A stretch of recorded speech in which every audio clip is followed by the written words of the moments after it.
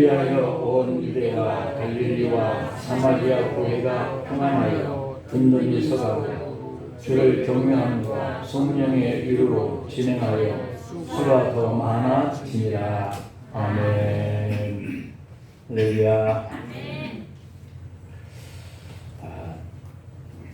교회가 평안하고 든든히 서가고 성령의 위로로 진행하는 그러한 우리 교회가 되기를 소망합니다. 오늘은 우리 교회가 세워진 지 19도를 맞이하는 해인데요. 바로 그 기도가 우리 권사님 하신 것처럼 여러분들이 있었기에 가능한 일인 줄로 믿습니다. 오늘 제목은 다시 부흥하는 교회라고 하는 제목을 붙였습니다. 다시 부흥하고 싶지 않습니까? 부흥하고 싶으시죠? 목회자뿐만 아니라 여러분 각자 다 우리 교회가 부흥되었으면 하는 그런 일념이 다 같을 줄로 믿습니다. 사업이 망한 한 사업가가 절망에 빠졌었습니다. 특성을 하고 말씀드리도록 하죠.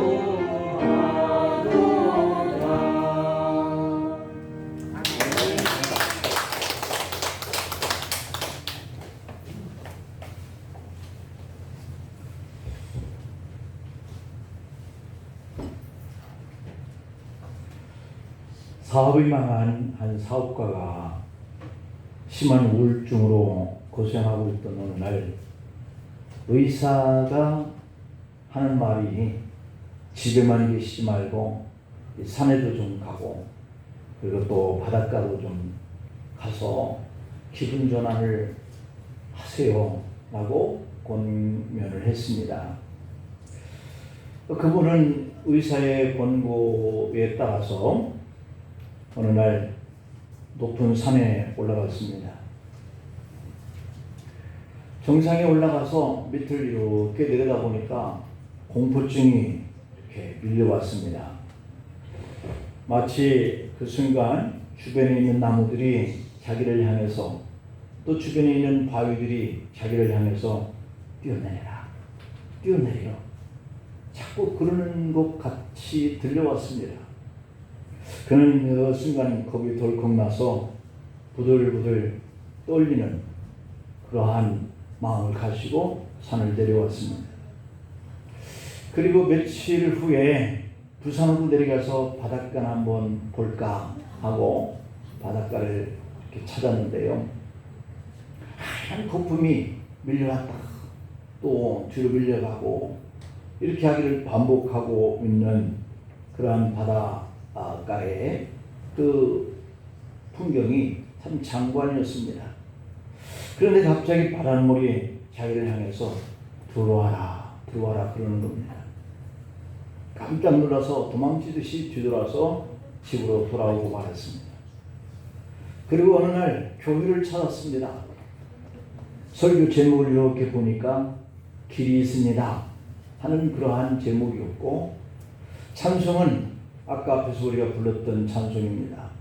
낭패와 실망당한 뒤에 예수께로 갑니다.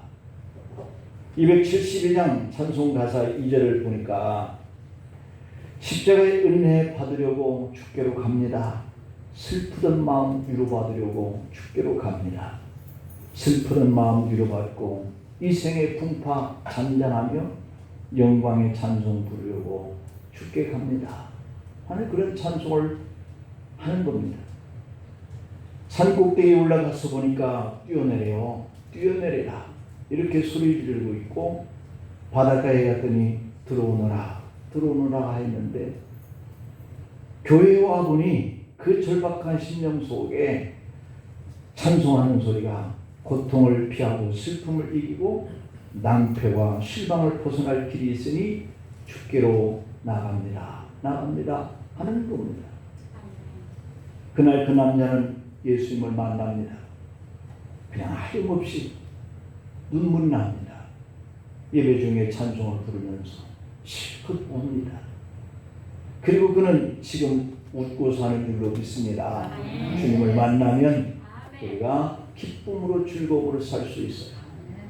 세상이 아무리 풍파와 그 환난이 심한다 할지라도 내게 주님을 만난 믿음이 있으면 얼마든지 웃고 살 수 있게 될 줄로 믿습니다.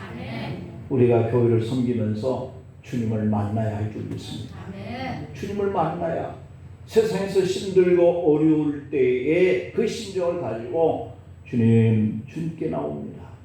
낭패와 실망 벗을 길이 없어서 주님께 나옵니다 하는 믿음으로 살 수 있을 줄로 믿습니다.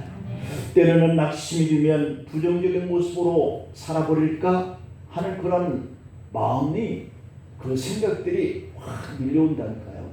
높은 산에 올라가면 뛰어버릴까 뛰어내릴까 바닷가에 가면 들어갈까 그냥 하염없이 막 깊은 곳까지 눈 꼭 감고 걸어 들어가 버릴까 이런 충동이 일어난다는 말이에요. 하지만 이런 시련 속에서도 우리가 주님께 나가는 주님이 낭패와 실망당한 뒤에 내게 오라 내게 오라 하는 그런 음성을 듣고 주님을 만나면 모든 것이 긍정적인 생각들로 살아가게 될 줄 믿습니다. 여기까지 그 실패한 것 다시 열심히 살다 보면 일어날 때가 있지라고 하는 생각 말이죠. 시련을 통해서 우리의 인격이 성숙해져 가는 줄 믿습니다. 우리 신앙이 이러한 고난과 그런 고통을 겪고 난 이후에 든든해지고 평안해지고 그런다는 거예요. 그래서 오늘 본문에 우리의 마음이 평안해지고 든든해지고 주님의 위로를 받게 되어지는 이런 믿음의 삶을 살 수 있다라고 표현하고 있지 않습니까? 일본의 아오모리현은 이 잦은 태풍이 일어나는 그러한 지역인데요. 그 해에도 사과의 90%가 떨어져서 농민들이 주저앉아서 슬픔에 잠겨 있습니다. 그때 대부분의 농민들과 달리 자신감이 찬 어조로 한 농부가 이런 말을 하는 거예요. 여러분, 그래도 우리가 실망하면 안 되지 않습니까? 아직 떨어지지 아니한 10%의 이 과일이 있지 않습니까? 그래서 이제 이 10% 남아있는 이 사과에 이름을 붙여서 팝시다. 이런 태풍 속에서도 떨어지지 않는 이 사과를 먹으면 그 수험생이 꼭 떨어지지 않고 합격할 줄로 믿는다 하는 이런 표를 가지고 말이죠.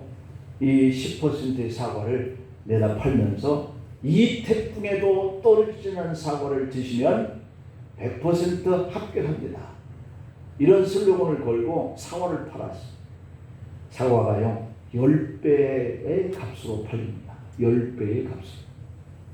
90%가 떨어졌어도요 10배의 값으로 팔 수 있는 사과 때문에 그게 흉년이 들었지만 그래도 그들은 손해보지 않았다라고 하는 것이에요.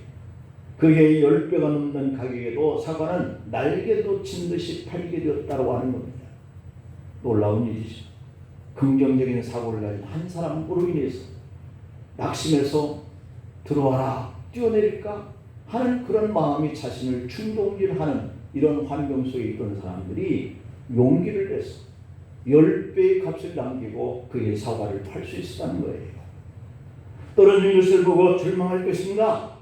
아직 남아있는 것을 보고 가능성에 기대감을 가지고 살 것인가? 이런 관점이 중요하다는 겁니다. 여러분, 우리 교회가 창립 19주년을 맞이했습니다. 그동안 코로나19와 교우들이 교회에 이렇게 부딪힌 고난 앞에서 우리 옆에 교우들이 많이 보이지 않습니다. 안팎으로 고난 문제 앞에서 우리 마음에 생채기가 생겼습니다. 하지만 다 떨어진 과를 보면 절망감으로 아무것도 할 수 없을 겁니다. 아직 10%에 남은 과일처럼 10배의 값을 받는 역할을 하면 반드시 우리도 이렇게 행복한 결과를 만들어낼 줄 믿는 마음으로 오늘부터 다시 한번 시작해 볼 수 있도록 축복합니다. 옆에 계신 교우들을 보고 긍정적인 관점을 보면 항상 기뻐할 수 있다 하는 이런 마음의 생각을 가져봅시다. 나의 실패와 우리의 실패를 언제까지 바라만 보고 아파하면서 주저앉아서 살 소망을 놓아버리는 이런 생활을 하겠습니까? 실패가 있어야 고난이 있어야 그 다음에 성공이 있다. 고난과 시련을 지나야 그 다음 부활의 영광을 겪게 될 줄로 믿습니다. 가난하다고 부끄러워하지 말고, 몸이 병들었다고 너무 슬퍼하지 말고, 나이가 많아졌다고 나는 이제 아무것도 할 수 없어 손을 놓아버리면 안 된다는 거예요. 히브리서 12장 12절 13절 말씀에 보면 그러므로 피곤한 손과 연약한 무릎을 일으켜 세우고 너희 발을 위하여 곧은 길을 만들어 저는 자들로 하여금 어그러지지 않고 고침을 받게 하라 이렇게 말씀하고 있거든요.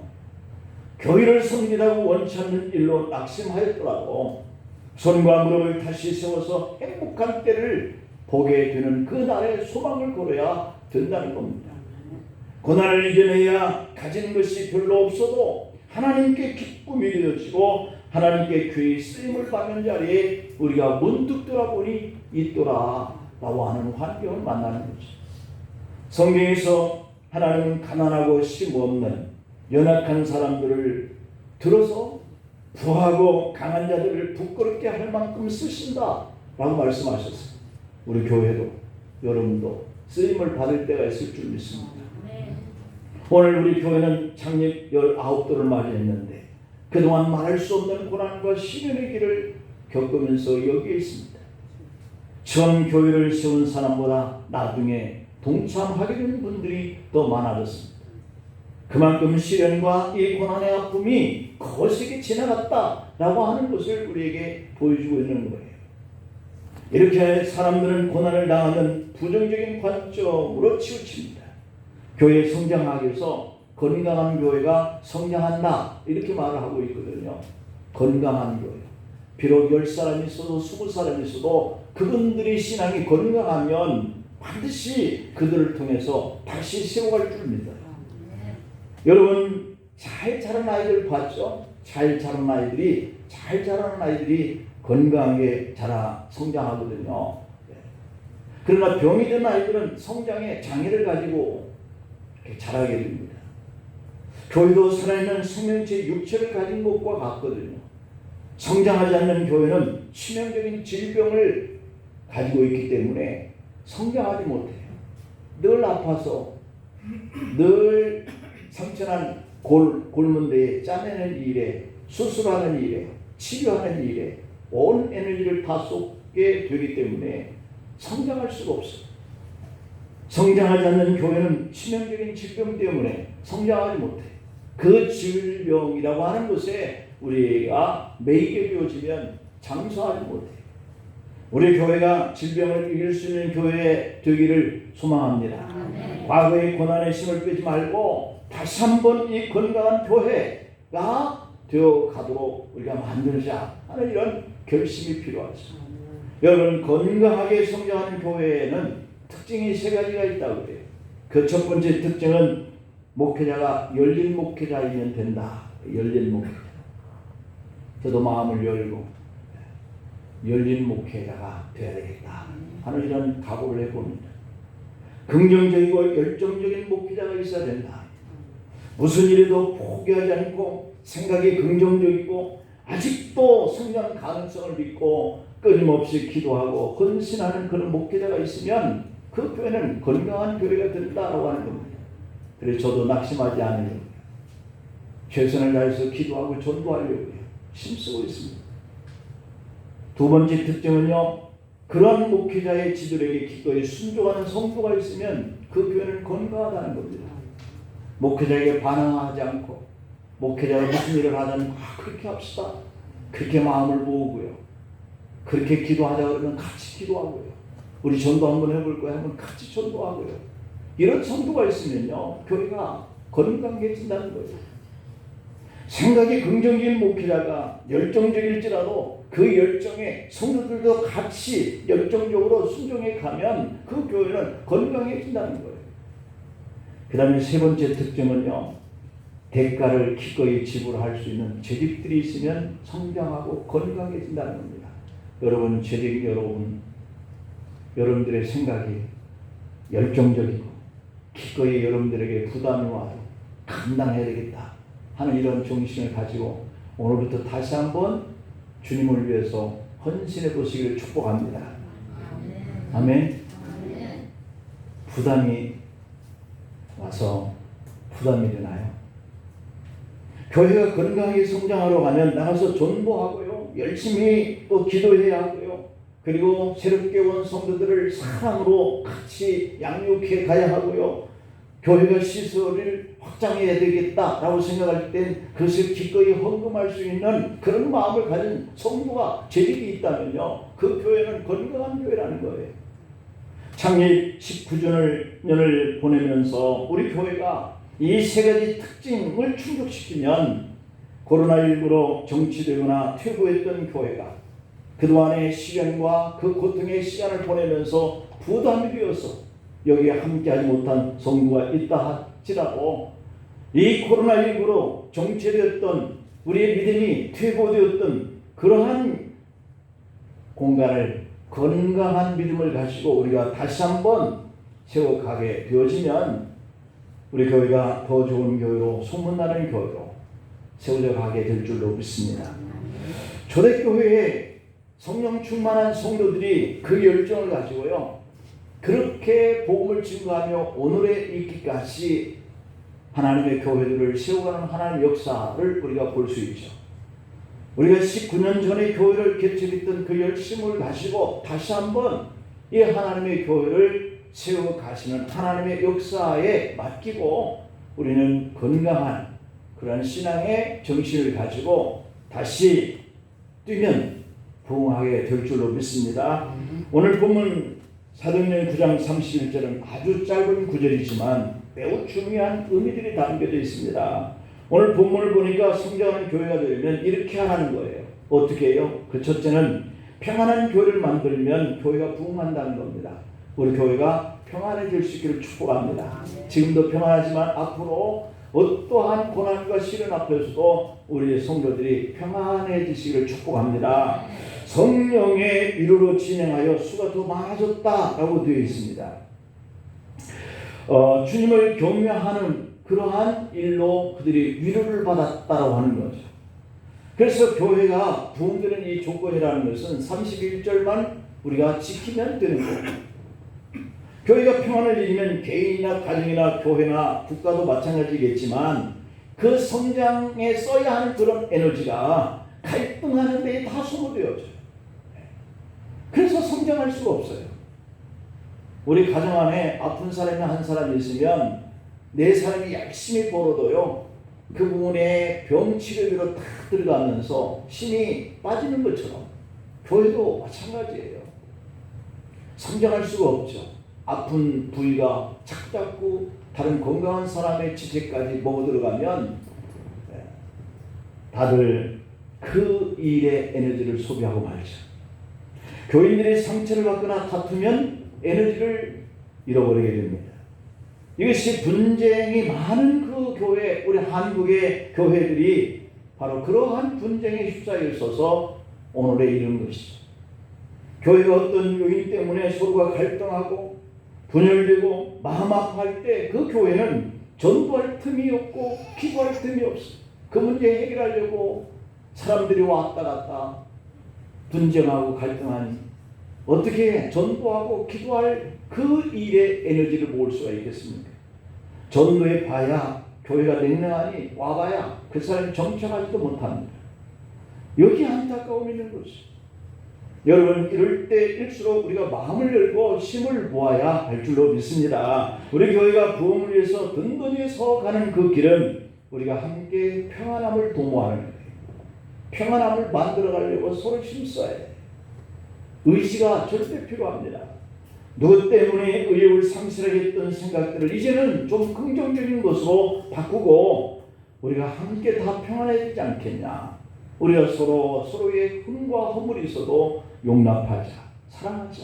그러면 평안해질 수 있는 겁니다.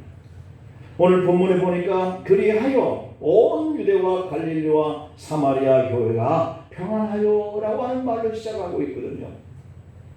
그 첫 번째 단어가 그리하여라고 이렇게 시작하고 있는데 이 그리하여라고 하는 이 뜻은 앞 본문을 수용하고 있다라고 하는 그런 전제의 단어예요. 그러면 이 본문 앞에 어떤 사건이 있었을까요? 바울과 바나바의 이야기가 담겨져 있습니다. 사울이라고 하는 청년은 정말 지식이 많은 사람이었는데 예수 믿는 사람들을 너무 핍박하는 사람이었습니다. 그러나 그가 다메섹 도상에서 사울아 네가 왜 나를 핍박하느냐 라고 하는 주님의 음성을 듣습니다. 그의 인생이 그 순간부터 완전히 바뀌는 계기가 되고 말았습니다. 기독교를 핍박하는 자가 증거하는 전도자가 되어요. 이제는 오히려 교회가 사울을 두려워하여서 핍박합니다. 저 사람으로 인해서 내가 핍박당하지 않으려고 우리가 시몬 앞에서 저 사람을 핍박하기에 이른 그런 꼴이 되는 것이죠. 얼마 전까지 교회를 핍박하는 사람이 갑자기 복음을 전한다? 교인과 교회들이 믿을 수가 없는 거예요. 그래서 그 사람을 피합니다. 그 사람이 무슨 일을 하려고 하면 하지 못하도록 핍박합니다. 용납이 안 되는 거예요. 그때 교회에는 바나바라고 하는 인물이 있었습니다. 바나바라고 하는 이름은 상담자, 위로자라는 뜻이거든요. 그가 사울을 데려다가 사도들에게 소개를 시킵니다. 이제 우리가 그를 받아야 되지 않겠습니까? 그가 알지 못했을 때 교회를 핍박했지만 이제는 그가 주님을 만나고 복음을 전하는 사람이 되었습니다. 이제 교회가 그를 포용해야 되지 않겠습니까? 받아들여야 하지 않겠습니까? 라고 말하는 거예요. 바나바라고 하는 사람 말이죠. 이 사람은 정말 하나님의 사람으로 회심했다고 소개를 했어요. 이제 우리가 그를 받아야 합니다. 이 바나바의 말을 듣고 교회가 사울을 받아들였습니다. 바나바는 사울이 어려움에 처할 때 포용해 준 사람이에요. 그렇습니다. 그러니까 초대교회가 평안해져요.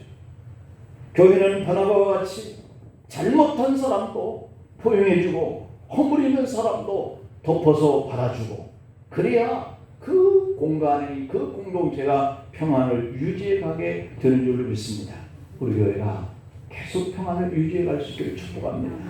어떤 가정이 늘 어둠에 휘자 있었습니다. 식구들이 집에 들어가도 늘 화평이 없어서 긴장합니다. 그들은 남부럽지 않게 큰 집에서 살고 돈도 많고 좋은 차도 타고 있었지만 집에만 들어오면 식구들끼리 긴장합니다. 왜냐하면 작은 일만 들어도 서로 다투기 시작하는 그런 일이 그 가정에 있었기 때문이에요. 자녀들도 서로 얼굴만 맞대면 싸웁니다. 자, 그러니 가족에 있는 그 공간 안에 들어가는 가족들이 긴장을 합니다. 오늘 무슨 일로 또 다투게 될까 하는 것 때문에. 식구들은 그 일이 안타까우면서도 무엇이 잘못돼서 우리 가정에 이렇게 긴장하는 그런 갈등이 있는, 그런 다툼이 있는 가정이 되었을까? 그 문제를 해결하고 싶은데 답을 찾지 못해서 고민들을 하는 거예요. 그러면서도 늘 다툼이 있어요. 결론은 바로 옆집에 새들어 사는 가정을 보니 이 집은 가난함에도 불구하고 늘 웃음소리가 들려옵니다. 그 집과 우리 집의 차이점이 도대체 뭘까? 어느 날 그 집 주인을 만나서 식구들이 회의한 끝에 그 집 주인 한번 만나보자, 이렇게 회의가 됐어요. 가족들이 새들어 사는 분의 이야기를 들어보니 아주 간단했습니다. 선생님 댁에는 선한 사람만 살고 있고 우리 집에는 죄인만 살고 있어서 그렇습니다 하는 겁니다. 가족들은 그 말이 이해가 안 되어서 그래서 설명을 부탁합니다. 그랬더니 이렇게 설명합니다. 선생님 댁에는 전부 똑똑한 사람만 살고 있어서 뭐 하나 누군가 잘못하면 그 책임을 그에게 전가하고 묻고 그러다 보니까 싸움이 시작된다는 거예요.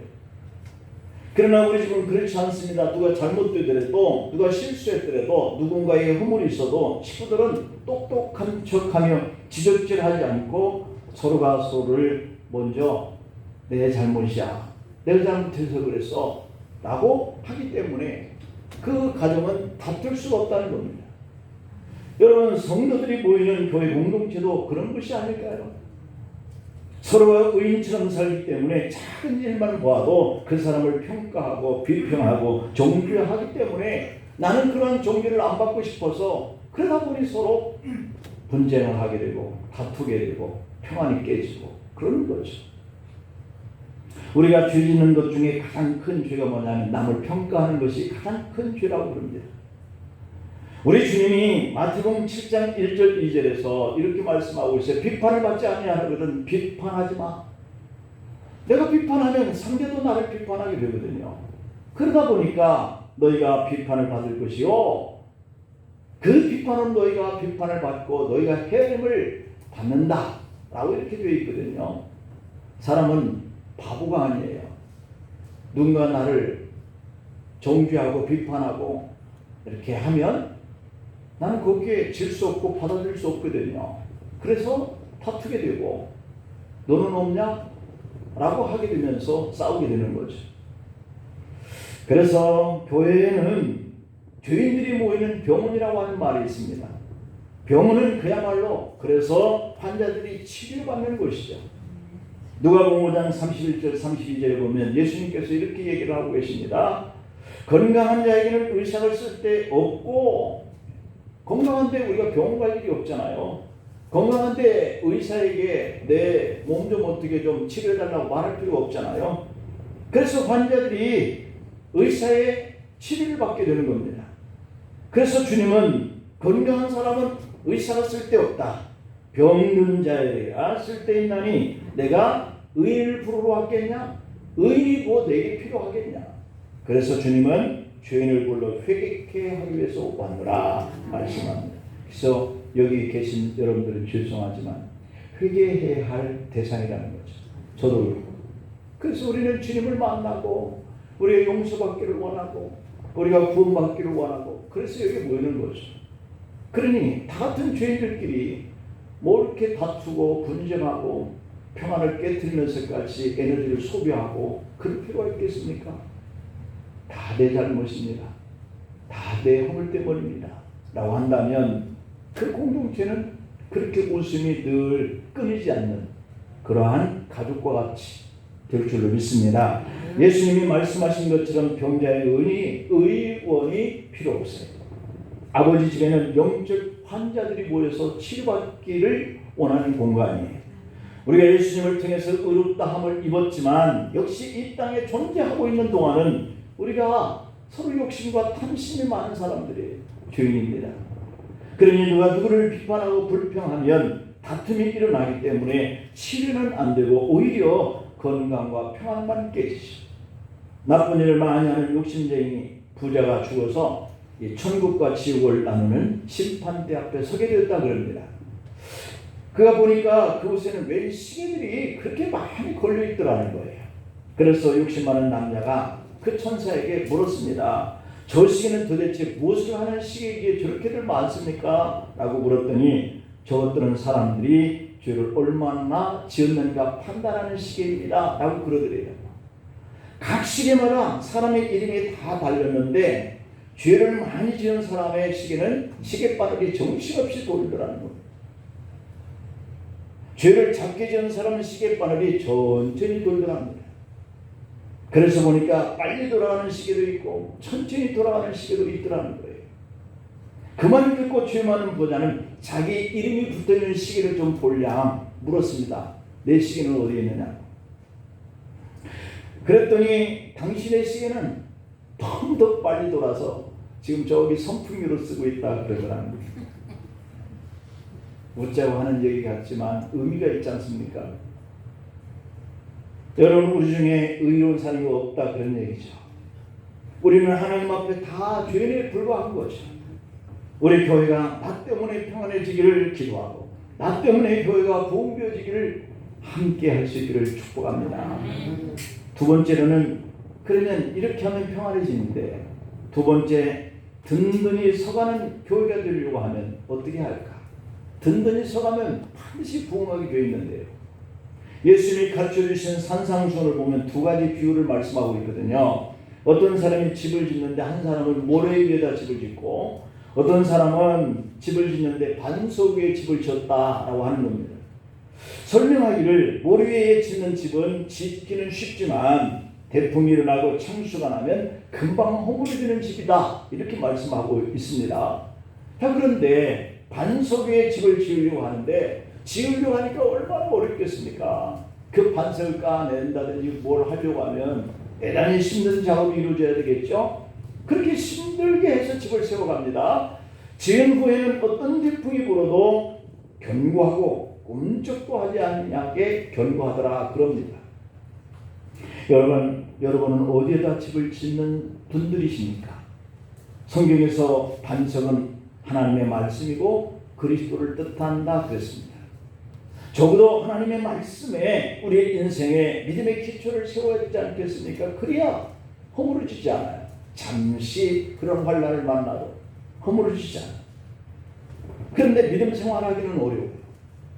내가 이 온과 고초와 그리고 사람들의 정죄와 비판을 그 모습을 보고도 내가 참아야 하는 이 일이 얼마나 힘들겠어요.